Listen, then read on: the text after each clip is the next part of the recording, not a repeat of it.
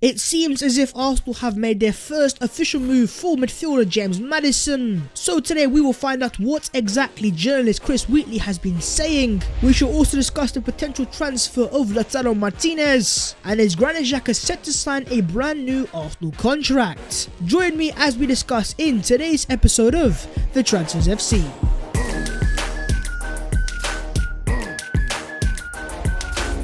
Yo, what is going on, guys? My name is Past 14 and I was at a wedding, but when I saw this news, of course your boy had to come home and give you a special Transfers FC. So as per, if you do enjoy this video, make sure to go down there and smash a like on the video, and while you are down there, please do consider subscribing to the boys channel, because we are less than 8,000 away from completing the Emirates Stadium. It stings, you love to see. But let's get straight into the transfer news, and starting off, let's talk a certain James Maddison. Big Maddison himself, Leicester City and Arsenal Football Club, those are the three parties involved in a potential transfer. As the reliable AFC Bell has confirmed in the past, Arsenal have genuine interest in James Maddison. And so with Arsenal having completed the transfer of Ben White, your boy always did say that we would see a breakthrough in the James Maddison potential transfer. And so what today has a friend of the channel and Mr. Chris Wheatley been saying? Well, he has dropped an exclusive confirming that Arsenal have proposed a player plus cash deal for Leicester midfielder James Maddison. He is also told the negotiations are very slow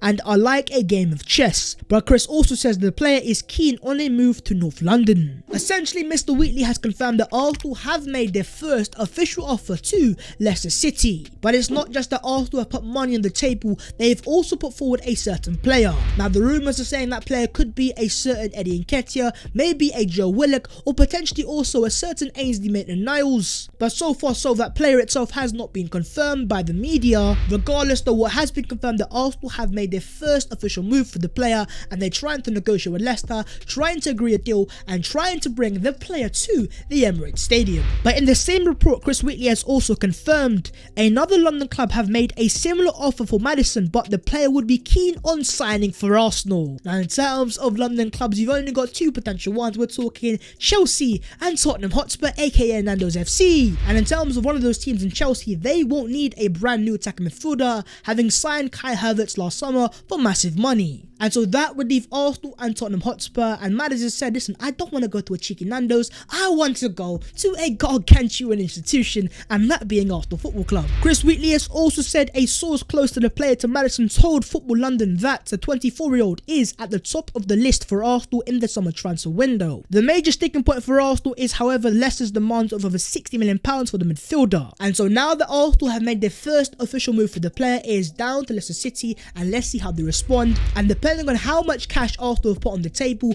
I just don't think Leicester will accept the first offer. But the positive here, my friends, is that Arsenal and Leicester are both in open negotiations, as both clubs try to find an agreement that suits all parties. Even The Guardian in the UK have confirmed that Arsenal are pursuing a deal for James Maddison as part of Mikel Arteta's rebuild of his squad.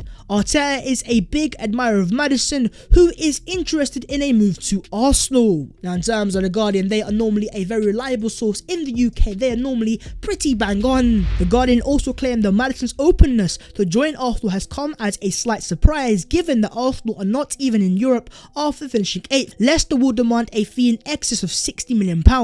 A surprise, you say? It might be a surprise to you, but not to us Arsenal fans who understand exactly how gargantuan our club is. Put some respect on our name. But the report has also confirmed that Leicester are not under any pressure to sell. Arsenal could look to sweeten the deal by offering players in exchange, although there are no guarantees that would make the transfer happen. Now for me, it kind of depends on what player Arsenal have offered. With all due respect, if it is Ainsley Maitland-Niles or Eddie Nketiah, I don't think it will go over the line. But if it is a certain Joe Willock, 21 years of age, also an attacking midfielder and suits the profile of Leicester City, then potentially, depending on how much money Arsenal have offered, this could be a deal that gets over the line. And in terms of the player himself, James Maddison in the hotel room today via his Instagram story. Now you can make out the photo whatever you will, but in terms of myself, I think the timing of the photo to drop it on a day where all Arsenal fans have seen the news about a potential offer, it is quite a cheeky little coincidence. But there you guys go, that is the latest on the Maddison transfer. Let's see what happens next, and let's see how Leicester City respond. Leicester is over to you. Fabrizio Romano says Granit Xhaka's new contract with Arsenal will be until June June 2025, with an increased salary confirmed and completed with his agents after Roma talks collapsed. The new deal is expected to be announced soon by Arsenal, as confirmed by James Bench. So there you guys go, a surprise end to the Granit Xhaka saga. A player who looks set to go to Roma and join Jose Mourinho in Serie A is now going to stay at Arsenal and get a 2-year contract extension. Sky Sports News have also confirmed that Arsenal midfielder Granit Xhaka is close to agreeing a new contract with the club, and in terms of the guy to break it in James Bench, he says the extension is likely to be 4 years with a relatively small increase in salary. So Xhaka not only pockets a little bit more money, but with that 2-year contract extension he now has 4 years left on his overall contract. And now that the player is Sequadra FC, he is set to stay. What does that mean in terms of Arsenal's pursuit of a brand new first team central midfielder? My friends, now that Xhaka is staying, I don't think Arsenal will sign one. But now that a certain Thomas Partey is injured on the eve of the Premier League season, we are gonna have to wait and see how Arsenal reacts. But in terms of your boys' thoughts on Xhaka's brand new contract, personally I'm not really for it, but I'm also not really against it. And I say that because in your boys' opinion, I think Arsenal set a pretty reasonable price tag on the player at 20 million euros, and it's not Arsenal's fault that the club in Roma weren't willing to pay that. And they quickly realised that if they waited too long, then it would leave them less time to find a potential replacement. And so to put the saga to bed, they've offered Xhaka a 2-year contract extension, which preserves his value and also saves Arsenal a bit of money for an attacking midfielder and potentially a centre forward. But what are your own thoughts on Granit Xhaka the player and him signing a brand new 2-year contract extension with Arsenal Football Club? Okay, then moving on, let's talk a certain Lautaro Martinez. If Arsenal aren't going to sign a brand new central midfielder, what about a brand new centre forward? Well, in terms of Martinez's current club Inter Milan, according to reliable Matt Law, he says Inter would rather sell Arsenal target Lautaro Martinez over Romelu Lukaku, but so far Chelsea are the only club with an offer on the table. Essentially what Matt Law is saying is that Chelsea have made an official offer for Romelu Lukaku, but if it came down to Inter Milan out of Martinez and Lukaku, they would prefer to sell man like Lautaro. Now it's confirmed by David Ornstein, Arsenal have genuine interest in the Argentine centre forward, and they right now are in open negotiations with Inter Milan trying to bring the player to the Emirates Stadium. Staying on the transfer, Dean Jones on the Football Terrace says Lautaro Martinez is there to be done, and Martinez was also, and the player would also be interested in joining Arsenal.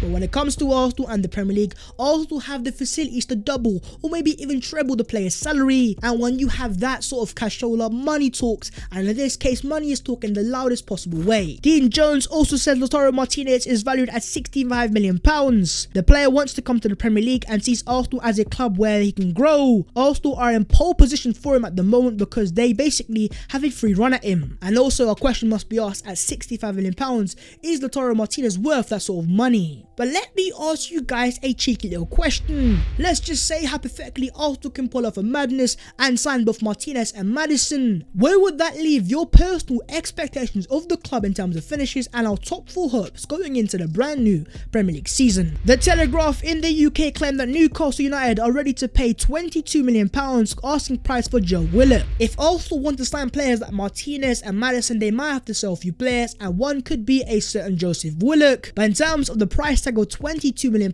personally I think Willock is worth a lot more than that. But also in terms of Willock right now, he offers Arsenal a goal scoring midfielder, and if Arsenal weren't to sign James Maddison, he would be the only player in the Arsenal squad with that sort of ability. And so you could also argue a case for Willock to stay at Arsenal for the season. But if selling Willock allowed Arsenal to bring a certain James to the Emirates Stadium, then my guy Joseph, as much as I love you, it might be time to say bye-bye. But do comment down below, if Arsenal were to sell Joe Willock, what price tag would you set on the player? Lucas Torreira has confirmed on his Instagram story that he is currently training in Madrid. Now in terms of Lucas Torreira, he is still an Arsenal player, so why exactly is my man training on his ones in Madrid in Spain? My guy, what are you doing? And with this Instagram post, has he kind of confirmed that he wants to stay away from Arsenal and is trying to force an exit out of the club? And if that was the case, what price tag should Arsenal look to set on the Uruguayan midfielder? Because for every pound that Arsenal can get in, that is more money you can put forwards for other potential transfers. My friends, things